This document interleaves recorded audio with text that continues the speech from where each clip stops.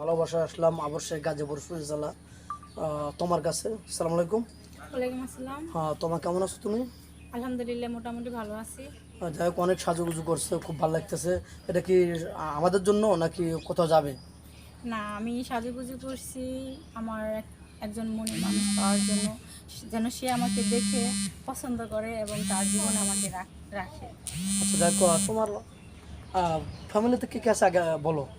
আমার ফ্যামিলিতে আমার মা মারা গেছে, আমার বাবা আছে বৃদ্ধ রিক্সা চালক, আমার ছোট একটা ভাই আছে, সৎ ভাই, আর আমি একাই। আমার তোমার বয়স তো বলছিলে 24 না? হ্যাঁ, আমার বয়স আচ্ছা, 24। 24 শেষের দিকে। এখন তোমাকে বিয়ে দিতে পারছেন না নাকি বিয়ে করতে আসছেন, বিয়ে হয়নি, কোনটা?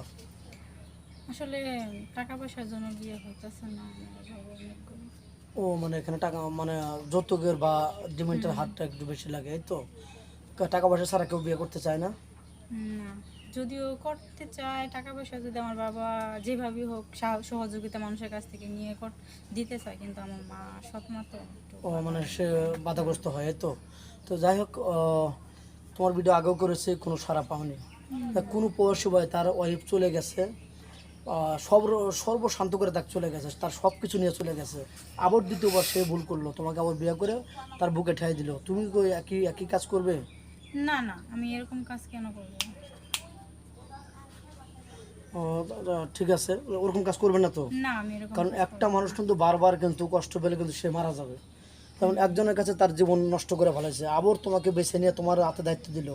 যেমন তার বাবা মা বৃদ্ধ হয়ে গেছে, সংসারে হাল ধরার মতো কেউ নেই, তোমার হাতে সব কিছু খুঁটিনাটি তুলে দিল। এখন তুমিও কি তাদেরকে কষ্ট দিতে আবার চলে যাবে নাকি? না না, আমি কখনোই কাউকে কষ্ট দিতে চাই না। আমি চাই আমি কষ্ট পাবো, কিন্তু আমি আমার ভালোবাসার মানুষকে কষ্ট দেব না। আচ্ছা, ছোটোবেলা থেকে বড় হয়েছো, কেউ তোমাকে ভালোবাসা প্রস্তাব দেয়নি ওরকমভাবে? তোমার কোনো সাড়া পাওনি যে চলো আমরা ভালোবাসি, আমরা পালিয়ে যাই? আসলে মিথ্যা কথা বলবো না, এরকম অনেকেই হয়, কিন্তু আমি এটা পছন্দ করি না। মানে কারণ তুমি আমি, সাড়া দাও না? হ্যাঁ, আমি মনে করি যে না, আমার একটা কেলেঙ্কারি হতে পারে। আমার বাবা অনেক গরিব, এমনিতে যৌতুকের জন্য বিয়ে দিতে পারছে না। আবার যদি একটা আমি ভুল করে কেলেঙ্কারি বাজাই, তাহলে তো আরোই সমস্যা। আচ্ছা, তুমি তো মুসলমান, হ্যাঁ, নামাজ কালাম তো পড়া হয়। জি।